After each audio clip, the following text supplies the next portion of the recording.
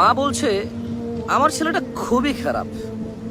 বউয়ের কথা শুনে ওই একই মা বলছে যে মেয়ের জামাইটাও ভালো না, মেয়ের একটা কথাও শোনে না।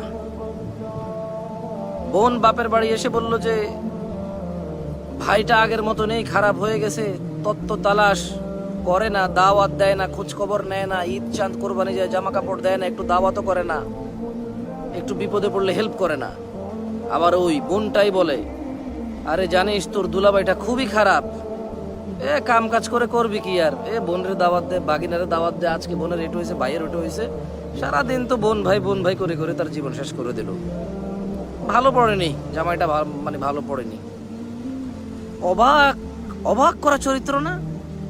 মা তার ছেলের জন্য যে চরিত্রকে অপছন্দ করে, ঘৃণা করে, বদদোয়া করে, কিন্তু মা তার মেয়ের জামাইয়ের জন্য এমন চরিত্রের আকাঙ্ক্ষা করে এবং কামনা করে, দোয়া করে।